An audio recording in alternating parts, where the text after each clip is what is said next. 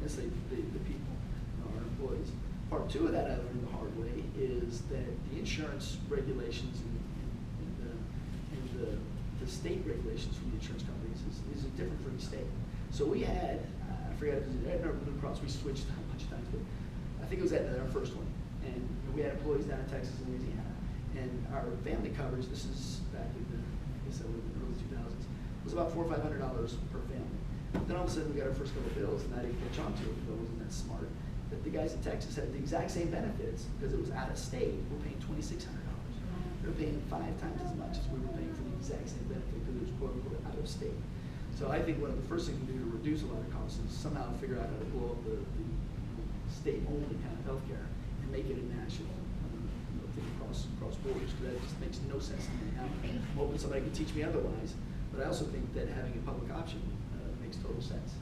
And somebody, again, in these town hall meetings, which by the way, Ryan has yet to do one anywhere in the district, just for the record. Yeah, I was going to ask when Ryan Costello is having his town hall meeting. Yeah, I'd like to take him. Yeah, exactly. Well, he's hiding, and he's a Trump supporter. But that was a sidebar. Sorry. That was a question I had actually. Yeah. No, the truth is he's unknown. So he goes. But somebody had the great idea that the public option, it makes sense, and I'm going to dig into this better, is make that the bare minimum, like the preventive health care and everything that's needed to just kind of do stuff. And if you want to get the Cadillac, then you pay more for yourself. I mean, case in point, my last point about Affordable Care Act is what we have right now. There's a gap of people that are small business owners, and I have a West Point friend that's mid-50s. He's got 2 grown children, but yet he's not allowed to go a la carte and pick and choose what he needs. So he's stuck having to pay for well baby visits and neonatal care and things. And as he jokingly says, he's done having a baby, so they're trying to do that thing. I understand the concept because some of the areas people need help with the benefits. This is the way to absorb those costs. But my bottom line around insurance that brought up is I think insurance somehow needs to get out of that. Sort of like charter schools, it needs to be fixed. I mean, one of the banes of my existence since I've been a business owner is insurance companies. So it's a big frustration. Paying like $300 for medication that they need. I'm a nanny. Again, my oldest girl has a peanut allergy, so I carry an EpiPen around with me at all times, and they were fairly cheap not that long ago, and now their mom is like, "You sure the EpiPen save you?" Like, we can't afford to buy new EpiPens every so often. Well, has unintended consequences. Along the lines of affordable healthcare, but more specifically like medications, I would really like to know your thoughts on this. Well, that's a great point because I forgot that point. The VA is allowed to do bulk purchases and negotiate pricing, and I think for whatever reason Congress put a ban on Medicare Part D, we're allowed to do negotiations, and I think that's something that we need to go back and revisit. Sort of like that secret sauce that's going into the fracking, we should know what it is, and we should be able to negotiate the pharmaceutical process. Yeah. I think it's just common sense. It makes sense of protecting the pharma companies, which we have a lot of them around here. You realize that if you went with single payer or public option, that becomes the largest tax break for businesses that you could create, because you as a small business owner don't have to pay the premiums for your employees anymore. You can take those resources that are being sucked into the insurance that now the government is taking care of, and you can turn that back into widgets, helicopters, whatever it is that you want to build or make. Well, as long as we don't increase the burden of the government having to pay for it, so I think that there's got to be you get the economy of scale of that. Yeah.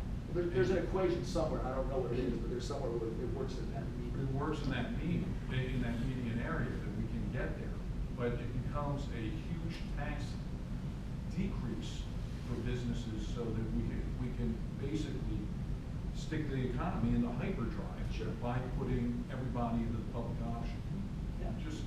Just a thought, like the Republicans can't see this, or they don't want to see it. Yeah. And public option doesn't mean you have public health care. It just means you're paying the public-private relationship. You're still using private doctors, so you can choose. Yes, sir. Yeah, one of the frustrating things about universal healthcare is that there are a lot of successful models in different countries and they're not the same. And people kind of lump them all together, or they'll pick the worst example. So what you described is very similar to Australia's model, which I think is a good model. But I had a question as a veteran, what your thoughts were on I think it was the 2001 AUMF that we're still operating under, or using as a justification for a lot of our involvement in Somalia and Afghanistan and a lot of these other countries. Do you feel like that should be repealed so that we can make new justifications for what we're doing, or do you feel that it's appropriate that we're still using something that old? You're a veteran? I'm not. No, I said as you as a veteran, I thought. Yeah, no. Well, here's what I say is that we've been in perpetual war since 1991 Desert Storm when I was there, and AUMF is the authorization use of military force. The War Powers Act allows the president to deploy our forces up to 90 days maximum. That's it. The authorization to declare war is Congress, but their incompetence lets all these extensions going on in different exercises. I think the last person that wants to go to war is a soldier. So contrary to what a lot of people believe that military guys are all crazy Republicans and we have our share, but I think the majority of them are rational, middle of the road guys who are very conscious and concerned about our democracy and our just our freedoms. And we're the guys who become the stuckies getting shot at. So that's why I said the last person that wants to go downrange is us, young guys. So it's I think for me the experience I had, not just growing up in the military, but being an officer, it teaches you a lot about discipline and humility and leadership and just taking care of people. That's something that stuck with me forever. But I think the perpetual wars that we've got going on. I mean, it hurt my heart the other day that there was a soldier who deployed 14 times down to Afghanistan. He finally, unfortunately, was killed. But after 14 deployments, and he had little guys. And that just, as an Army brat, growing up as a kid, my dad was in Vietnam. I was their age, and I just, it sticks with you. You remember those things. And so I never want to do, or be deployed for so long that you're missing your children and things. I just the war fatigue that's going on, the equipment strain that we have is causing a big problem in our country. And as I was mentioning, we're going to the lowest manpower strength of the Army, our active duty Army, since pre-World War II. But yet we're still fighting two wars, two activities. And I think that we got to get away from having these contract soldiers and getting back. And this might be another way to reduce the DoD budget, get back to having the boots on the ground, if you will, but not going down range, because we need to protect ourselves first. And that's to totally answer your question. The only time I'd ever authorize the military force is when it becomes a threat to us here in the nation. Yes, sir. You've been quiet awful long time. So Getting back to the healthcare issue, and they're talking about the PPO and the businesses not paying into healthcare and the government taking it over. Where do you envision the money coming from? Private citizens or corporate tax? I haven't thought that through enough, but obviously it's coming from somewhere, not the government. So I think some answers to that's coming from. It has to be paid for. If it's not paid by business. That's what I'm saying. I haven't thought through exactly where. I think there's got to be a combination of both of them. Joe had a point about it reduces a lot of the individual small business costs. That's correct. So if you look at capitalism and its Adam Smith model, the invisible hand and all that kind of stuff. Yes. Adam Smith has correlated what he does. He basically said the government is responsible for things that the public sector can't, or the private sector can't do properly. Obamacare has proven that they can't do medicine properly without government structures. So basically, if you want a capitalist system, you have to incorporate healthcare just like you would trash collection, just like you would roads and sewers. It just becomes another utility that has to be controlled by the government, and we use part of a kitty to handle it. Does that make sense? Is that consistent with Adam Smith and capitalism? Yeah, but I'm not sure I agree with it though. Okay, but I'm throwing a light on it. Yeah, I get it. I understand it. So I'll get back with it. Yeah. Call it. No, I do have a point, it has to be paid for somewhere. And again, I'm not one for increasing the government costs, but it goes with it, but also I'm one for increasing our personal costs. I think we're paying too much right now, as I gave you my example, that I think somehow we gotta get the insurance companies out of it to be able to reduce the costs. Because the doctors and the nurses there, they're still getting great benefit, giving the same services. They're not getting the benefit when their insurance goes up. I've talked to the doctors, they don't get a pay raise. They're constantly fairly stagnant. They're on the leaders. So the guys who are making the profit are the insurance companies. Therefore, your corollary is to bring the cost down to a reasonable level at which private citizens could get it themselves, therefore saving the business and of the cost. That would be public option. I thought that fully through, but that's what you just said is very disagreeable. How far you thought? Okay, I mean, I've not gotten to like pen on paper, this is not, but I didn't do that. But I do I do know that apparently, I've not seen public options being, the quote across, out across the program.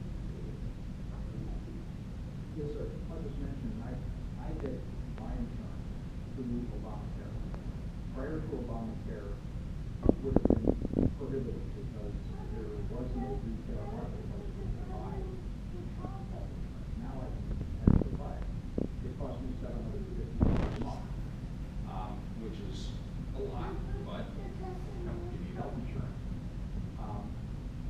Hillary has proposed that we simply, instead of doing away with exchange, we simply add a public option, particularly when you want people like you over 55 who I get on it. It would probably be a lot less than $750 a month, and would put the pressure on the insurance companies to be competitive.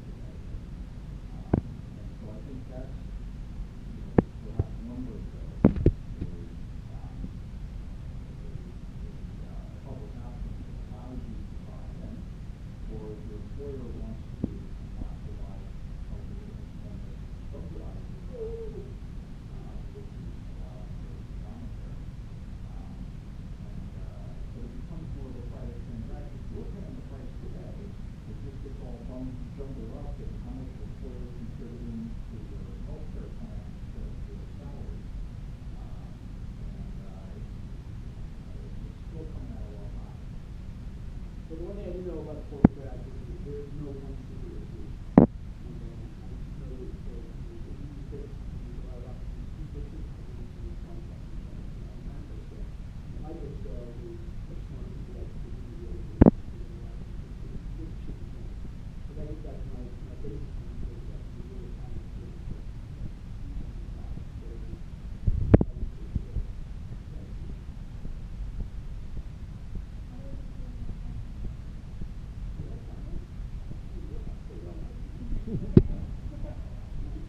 What else do you want to do? First of all, guys, are you okay? You guys good? Having a good time. Oh, you're doing a great job. You read it? Oh, really? Yogurt. Oh, really? Yeah, totally. Oh,